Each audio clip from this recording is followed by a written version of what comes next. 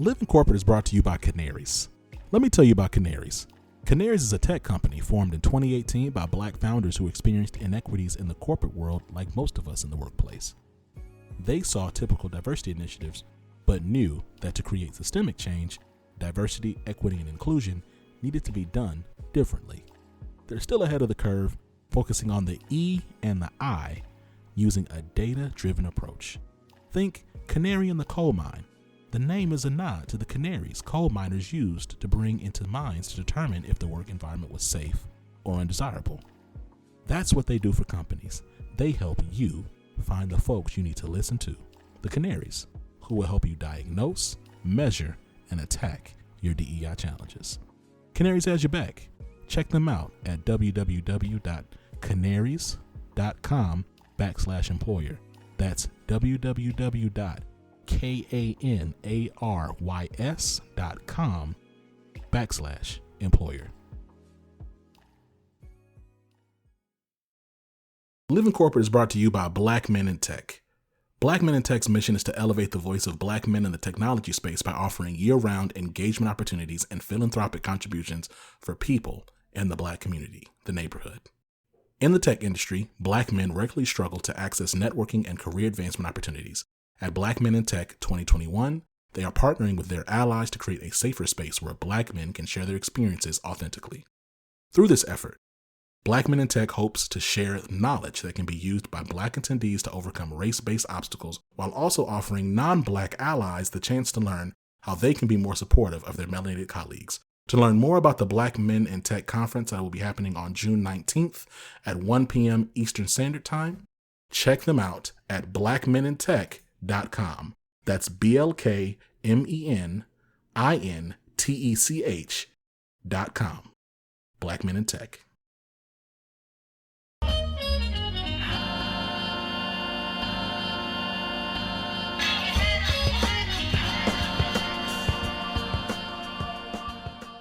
What's up, y'all? It's Zach with Living Corporate, and you know what we're doing, right? Every single week, we are centering and amplifying the voices of Black and brown folks at work. And this series is particularly special because we're highlighting and partnering with Pfizer. So we're working with Pfizer, talking to some of their leaders, talking about the work that they're doing within the Black and brown communities, marginalized, overlooked communities, while also spotlighting their Black leaders and talking about what they're doing internally to make sure that Pfizer is a choice employer for historically marginalized folks. And I'm excited because of the interview we have today with Lili Wondwossen. Lili is a manager within Pfizer's Global Health and Social Impact organization. And so what I'm excited about is, like, it's easy to sometimes just kind of think about these huge companies as just doing this one thing, but Pfizer is really investing in their communities in very tangible, actionable ways. And so you're going to hear about that when we get into this discussion with Lili. And what I also appreciate is the generational diversity of the leaders that we're speaking to for this campaign. And I think that Lili and I are both millennials. And so, our vision and desire for this more equitable and connected world, it resonated with me. The fact that she has a thankfulness for what they're doing while also dreaming about all the things they can do. And it's going to take that. This is just a note to organizations. It's going to take your young people, your younger people. You need to lean in on them. It's easy to be dismissive of our aspirations. It's easy to be dismissive of the things that we think are goals as lofty, almost like fantasies. But it's the dreamers that shape the future, straight up. It's the dreamers. And you have to make sure that you're engaging them. And what I'm really excited about my conversation with Lili is she is being engaged. She is a member and a leader within Pfizer. And I'm just really excited and can't wait for y'all to listen to our conversation. Before we get there, though, we're going to tap in with Tristan. So after we get back from that, we'll see you in a minute.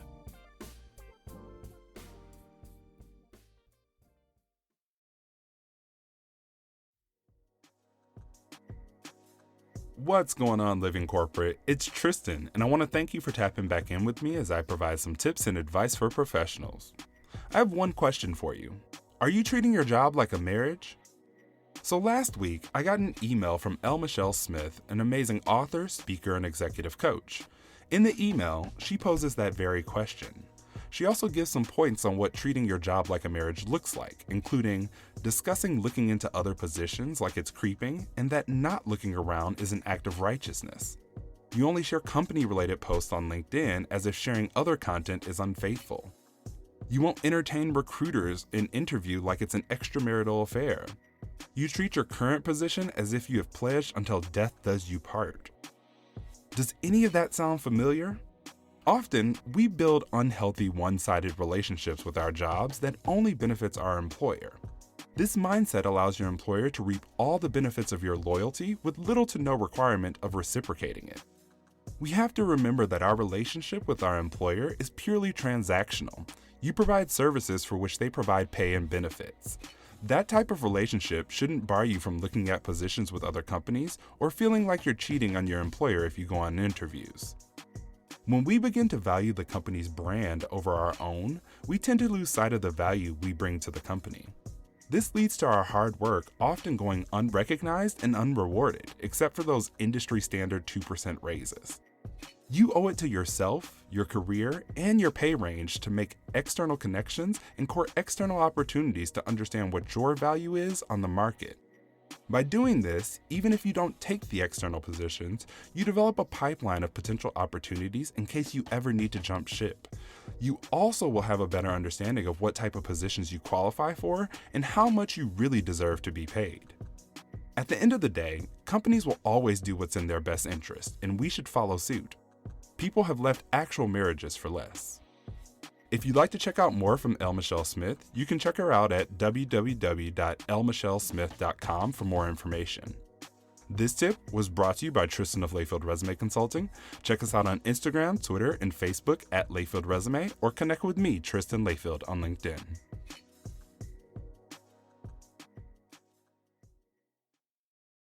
At Living Corporate, we often talk about how we as Black folks show up at work and how these corporate power structures impact how we show up. But we know when work ends, we come home, log off, and have to show up at home for our families and communities. And as a Black man, I often turn to Let's Talk Bruh for the real, honest, and healing conversations on Black masculinity, mental health, and patriarchy. Let's Talk Bruh, or LTB, is a platform that creates content around Black masculinity and the impact of patriarchy in Black communities. In other words, Let's Talk Bruh is having real conversations that Black men need to hear and be a part of. Let's Talk Bruh creates interactive, healing, and learning experiences with Black men and male socialized folks of all sexual orientations and gender identities. Through their content and community-based programs, Let's Talk Bruh seeks to reduce patriarchal violence in our community and provide support to those most impacted by patriarchal violence, specifically Black women, girls, femmes, queer, trans, non-binary, and gender non-conforming people. Tap in at letstalkbruh.com. To be clear, that's letstalkbruh.com. So brothers, what are you waiting for? Let's talk, bruh.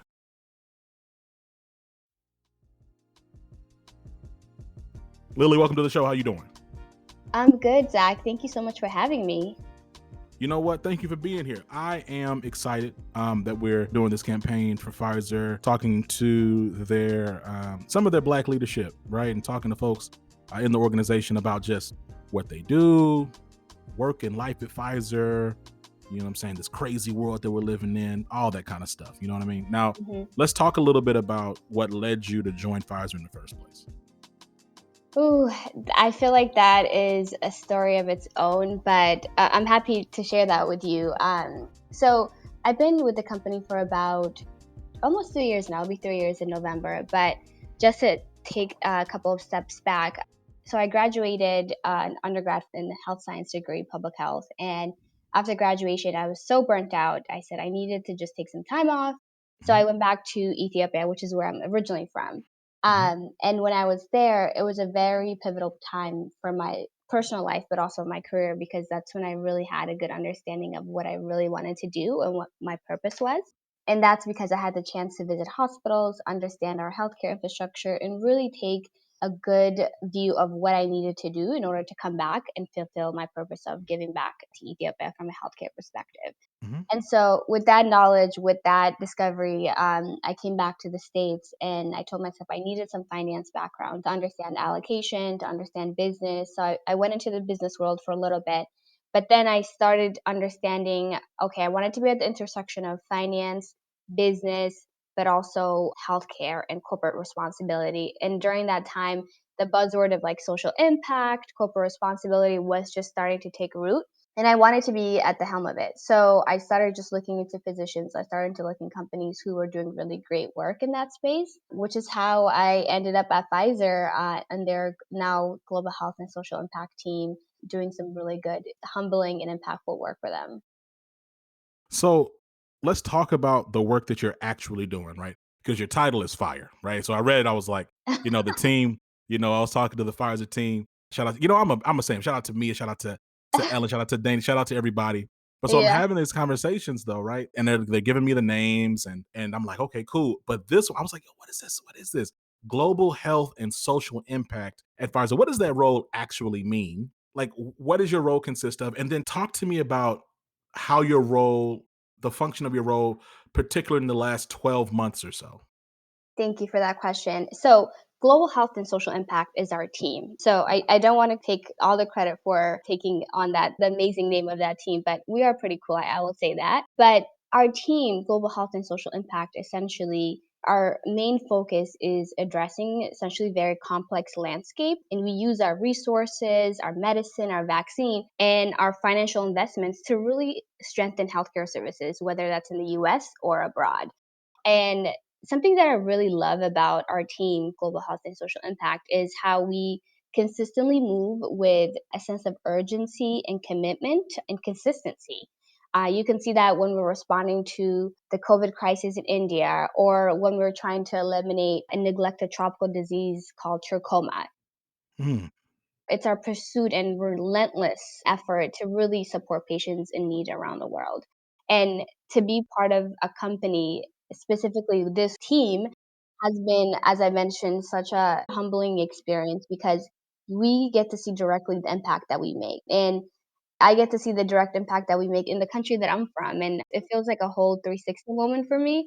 mhm, And it's definitely been exciting to be part of that mission and that team.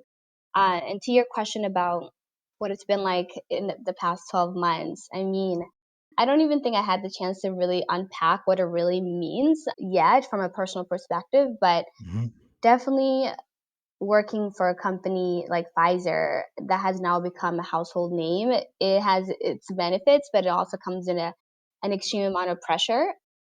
From the pandemic perspective, I've never seen a company so invigorated and just so motivated to really essentially save the world. And mhm, our direct impact is making sure that we give the vaccines to individuals who may not have the same wallet size as these other developed countries. But when you're thinking about, it's interesting because I'm at the intersection of being a woman, a Black woman, but also working in the space of pharma that now has created this life saving vaccine. mhm. And so when we bring that back to the whole social justice movement, it was a lot. It definitely was a lot, to be honest with you, because you're seeing these things day to day, you're seeing them on TV, and you kind of have to go back to work and like do your job. But I'm blessed to have an amazing manager, a Black woman who leads with compassion and understanding and has always been like, if you need the time, like take it. And I'm privileged in that sense. And I'm privileged that Pfizer has really taken the initiative to step up and make sure that what's happening in the world is one, addressed, but also they're taking the initiative to address it and make sure that the employees that work for them are supported and encouraged to have these really tough conversations, whether we're talking about racism or discrimination. But yeah, I feel like that was that a lot, but yeah. No, it wasn't a lot at all. It's really good. I appreciate it. And Yeah. I hear you. I can't imagine if we're talking about inequity when it comes to health access and care, and we're talking even about the vaccine and vaccine access and vaccine equity, equitable access to the vaccine as well as vaccine hesitancy, and all these different things. Right? You talk about even like the historical narrative around and just the reality of Black and Brown communities and medicine and why those hesitancies exist, and then for you to like work in a place that specifically responds to that is, I can imagine that being weighty. So talk to me about that, and shout out to all the Ethiopians and the Eritreans out there. I see Woohoo! y'all. Thank you. So let me ask you this. You talk about your beginnings, you talk about family and cultural context. What is it like in your family sitting where you sit, doing the work that you do? Like, does your family come back to you and ask you questions about the vaccine? Are they asking you questions about Pfizer or about healthcare? Like, what role do you play in your immediate family? That's a very interesting topic and question, and one that I have sort of asked myself, not just when it comes to like working in the space of pharma and now Pfizer, but also generally just working in the industry and having this really, I guess, like a corporate job. I am my mother's only child, Mm, and so, like, that pressure always has been there, mm, but you can imagine now that working in this space, you're kind of, asked these tough questions all the time, and I welcome them. I think it's such an important time because everyone is so invested in healthcare. Everyone wants to know what's happening. Everyone is doing the due diligence, the research, and asking these really tough questions.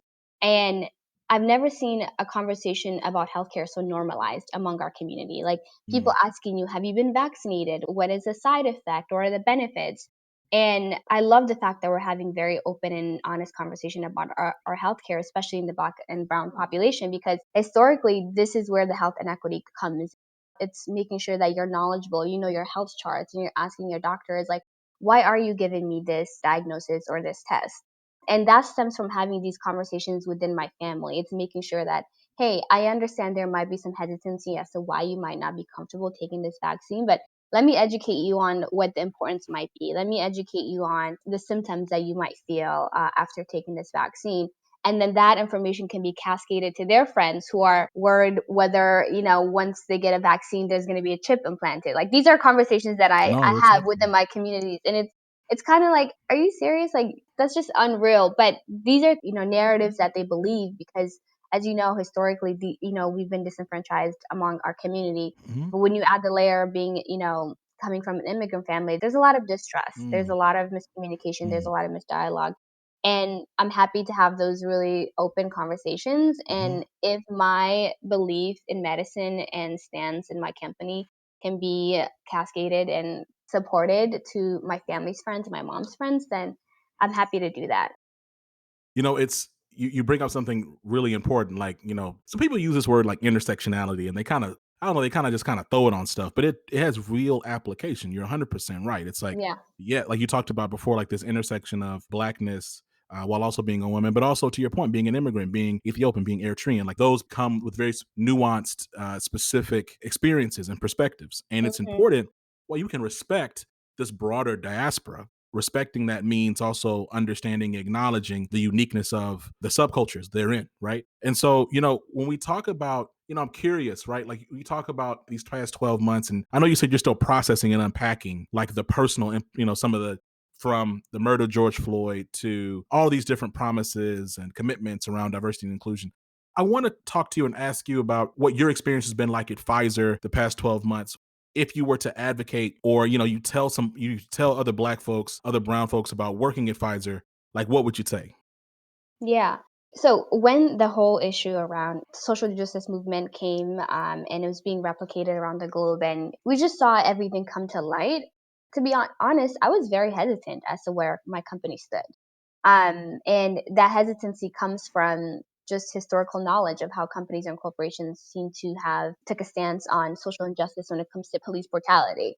But to my extreme surprise, our CEO came forth and really took a stance on social inequity facing African Americans and the Black and Brown population, but also was very clear on the things that they would do to support the employees that work for them. Mm, And I really, really appreciated that.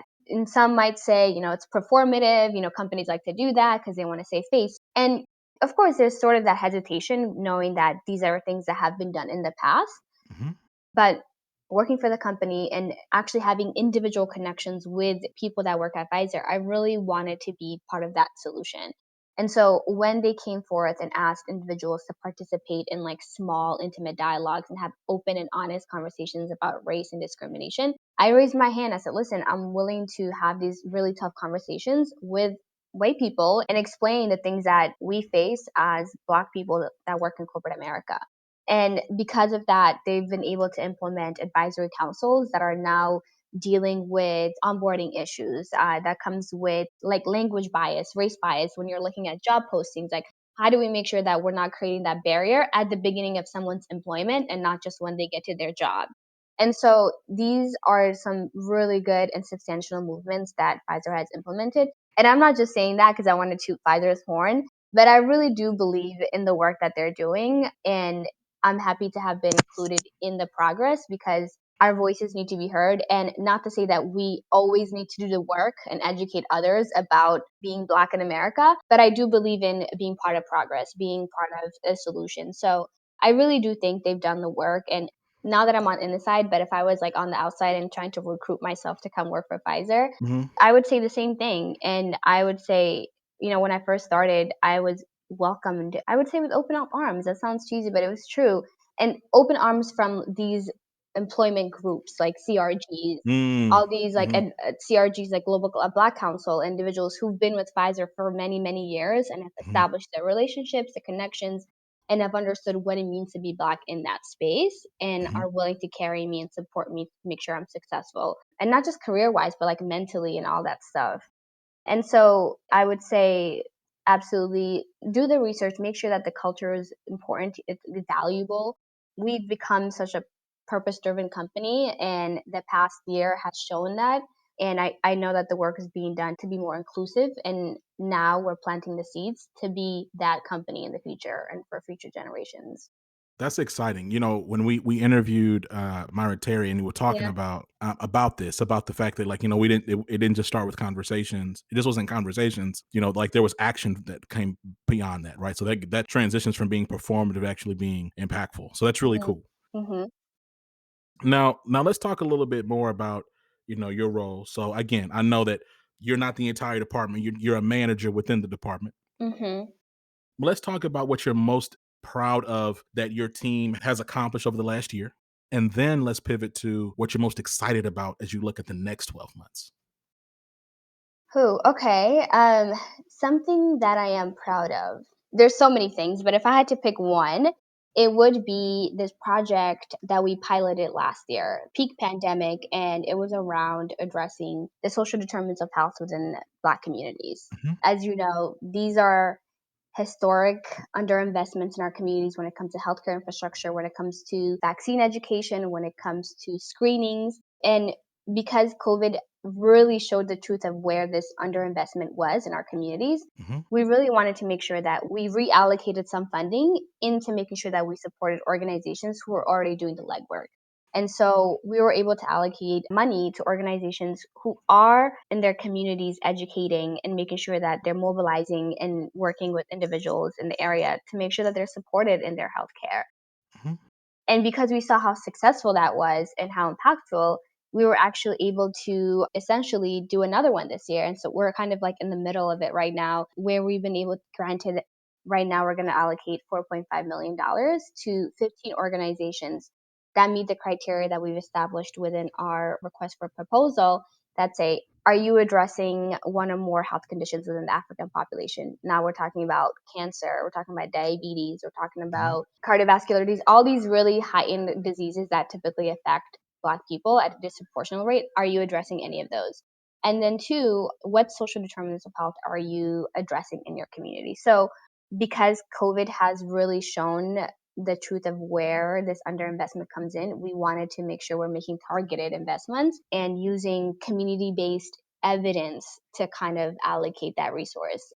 And I'm excited because I just think I'm proud and I'm excited that we are making that investment because community investment is at the rootedness of what needs to be done so we can impact our community on a larger scale. And we're doing it to local community organizations in the United States. So that's been really exciting. Now, in terms of what I look forward to, I would say now it's been exciting and just honestly unreal that we discovered a vaccine and we were able to support millions of people access it. What I would love to see and what would be much more iconic is if everyone in the world had access to it equally. And I know that we're doing really great work. We're creating multilateral relationships and partnership to make sure that people who don't have access to it or can't afford to do so are given at a cost. But there's always some barriers. There's always infrastructure barrier. There's always distribution barriers, innovation barriers. And knowing Pfizer and knowing the PGS community, I'm sure they're doing really great work to accelerate that. But I just would love for everyone around the world in developing countries to have access to this vaccine so we can all just be okay, honestly, Yeah. and live and succeed in our healthcare.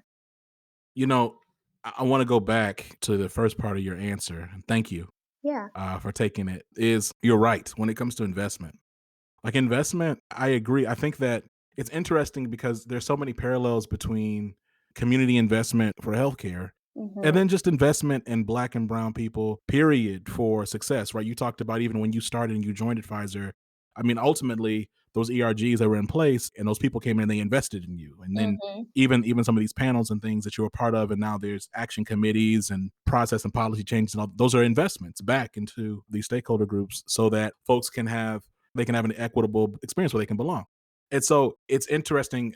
I hope that folks can start connecting the dots and see that these poor or disenfranchised communities, again, disenfranchised, the nature of the word means that they didn't choose to be disenfranchised. They're victims of an inequitable system. Mhm. That folks will connect the dots that it's not that they're doing bad because they're choosing to do bad, it's because they don't have access, they don't have investment. Absolutely. And so I'm excited, like when I hear you say the fact that you have created this program where you've identified these funds to create that. I mean, that's super dope to me.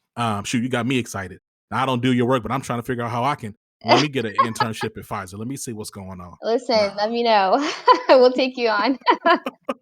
No, you're right. It's exciting. And the good thing is there's a lot of investments happening. And Hmm. I really do hope it's not overlooked that a lot of these great organizations, including Pfizer, are doing the work. And we don't want to be a one and done situation. We want to create multilateral investments in these communities because that's when you start seeing evidence that it is working and you're creating impact in these communities. So I do hope that we continue to create these investments for the years to come. And we don't have to talk about social determinants of health 10, 20 years from now. Like it's just people are just accessing equity and health and finance and education and that we can eliminate food deserts. I don't know if it's like a utopia moment, but like I really do hope we get to the moment that we don't have to create these funds to eliminate these things.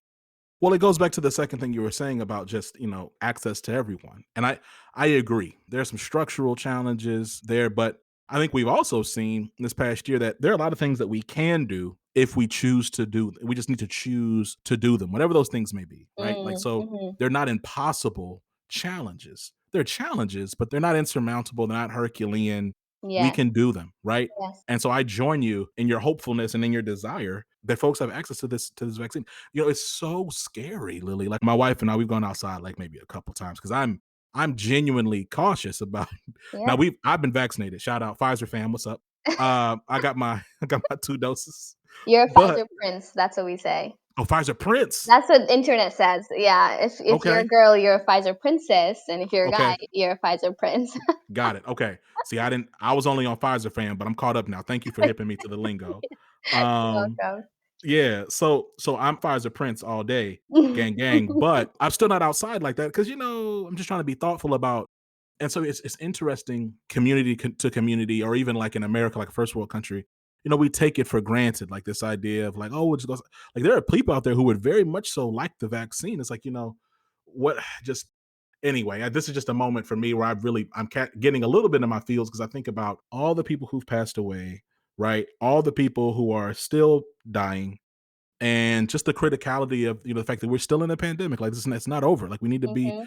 careful, and the fact that there's still a lot of work to do. But I am thankful for you and your work and the team.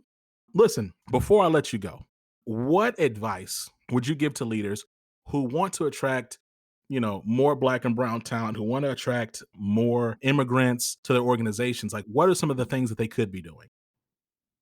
First of all, thank you for those kind words. I really appreciate it. I just want to say it's a collective effort, like our team, Global Health Social Impact team. I just want to give a shout out to my amazing manager, Naisha Foster, but also our incredible leader, Caroline Roan. They do great, great work and their effort is unparalleled. I just want to put that out there.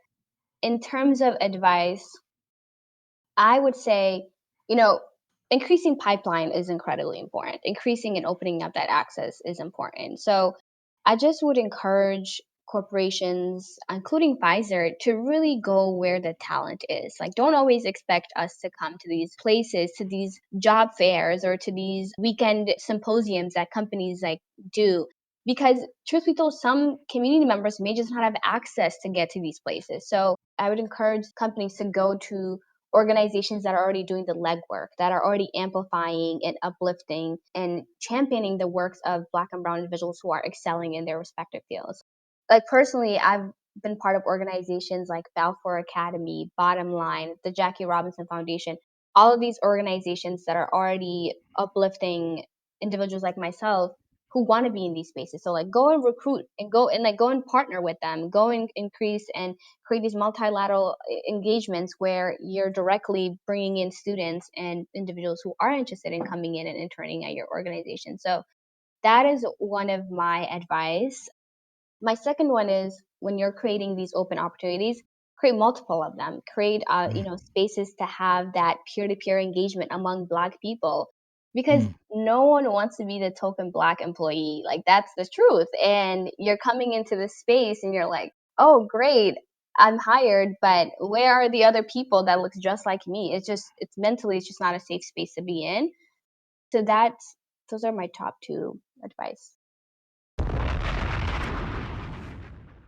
I love it. I love it. Lili, thank you so much for coming on Living Corporate, and I will talk to you soon. Thank you. Thank you so much. Have a great day. Living Corporate is brought to you by The Leadership Range, a podcast within the Living Corporate Network. Hosted by globally certified and Fortune 500 executive coach and leadership development expert Neil Edwards, The Leadership Range is focused on having real, raw, soulful, and accountable conversations about inclusive leadership, allyship, professional development. Every week is a new episode with new learning and new actions to take on to grow inclusively. Make sure you check out The Leadership Range everywhere you listen to podcasts.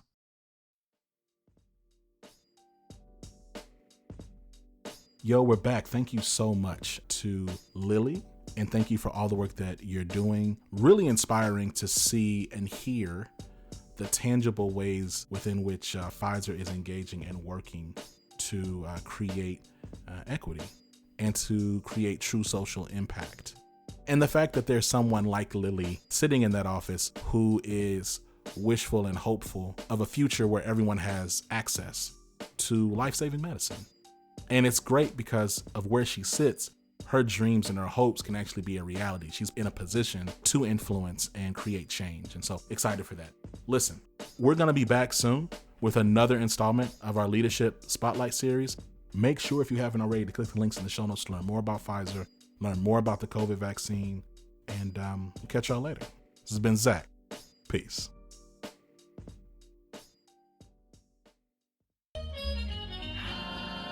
Living Corporate is a podcast by Living Corporate LLC. Our logo was designed by David Dawkins. Our theme music was produced by Ken Brown. Additional music production by Antoine Franklin for Musical Elevation. Post-production is handled by Jeremy Jackson. Got a topic suggestion? Email us at livingcorporatepodcast@gmail.com. You can find us online on Twitter, Facebook, Instagram, and living-corporate.com.